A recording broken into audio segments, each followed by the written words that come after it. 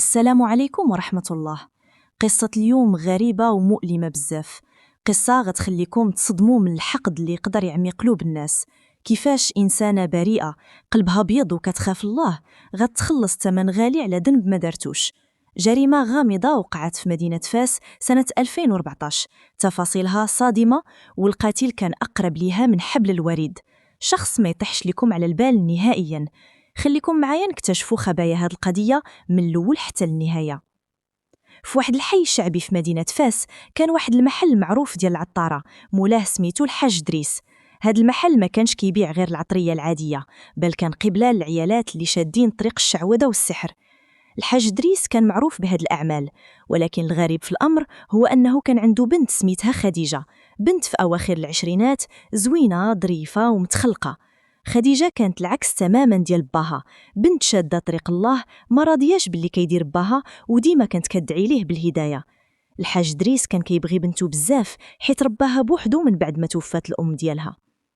واحد النهار جا واحد الشاب سميتو يوسف، ولد ناس وعاقل، سمع بخديجة وبالأخلاق ديالها، ورغم أنه عرف شنو كيدير باها قرر أنه يتزوج بها حيت عجباتو الأخلاق ديالو وكلام الناس الزوين عليها. مشى خطبها وتزوجوا، وانتقلت خديجة باش تعيش مع عائلة يوسف اللي كانت كتكون من الأم ديالو الحاجة فاطمة وجوج ديال خواتاتو.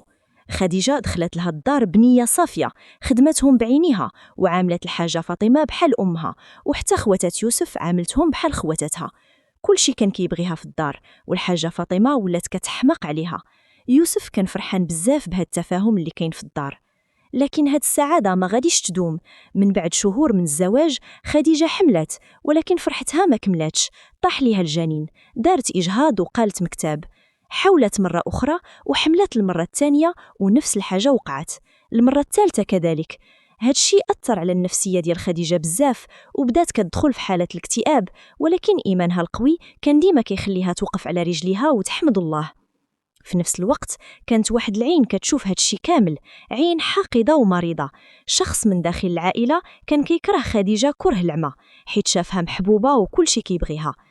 هاد الشخص بدا كيمشر السموم في الدار، كيعمر راس الحاجة فاطمة وكيدير أعمال سحر وتفرقة باش يكرهو خديجة. ولكن خديجة بالنية ديالها والقبول اللي عطاها الله كانت ديما كتنتصر والأمور كترجع لمجاريها. ملي هاد الشخص الحقيد شاف باللي خديجة مازال صامدة وممكن تحمل المرة الرابعة، قرر ينهي هاد القصة بصفة نهائية. هاد الشخص ما نفذش الجريمة بيدو، بل استعان بشخص آخر باش يبعد عليه الشبهة. واحد النهار خديجة مشات للحمام باش ترتاح وتفوج على راسها، خلات الحاجة فاطمة في الدار بوحدها حيت كانت عيانة. ملي سالت خديجة من الحمام وكانت خارجة، الطيوبة ديال الحمام اللي سميتها نوال عطاتها كاس ديال أتاي، وهذه كانت عادة عند نوال كتعطي أتاي للكليان. خديجة شربت الكاس ورجعت للدار. غير دخلت خديجة للدار حست براسها كيضرها، قالتها الحاجة فاطمة ومشات لبيتها تنعس وترتاح. في العشية رجع يوسف من الخدمة وسول على مرتو، قالوا ليه راها ناعسة من ملي جات من الحمام.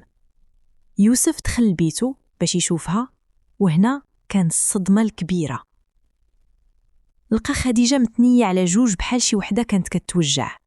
قاسها لقاها باردة، قاس النبض لقاها فارقة الحياة. يوسف خرج كيغوت، العائلة تجمعات والجيران حتى هما. جابوا الطبيب باش يعطيهم تصريح الدفن، ولكن الطبيب ملي شاف الجثة رفض يعطي تصريح وقال باللي الوفاة ماشي طبيعية وضروري يدخل البوليس. البوليس جاو وداو الجثة للتشريح. النتيجة كانت صادمة، خديجة ماتت مسمومة بواحد المادة خطيرة كتستعمل الحيوانات. الطبيب الشرعي أكد باللي خديجة كانت كتاخد هاد المادة بجرعات قليلة على فترات متباعدة، وهذا الشيء هو اللي كان كيسبب لها في الإجهاض.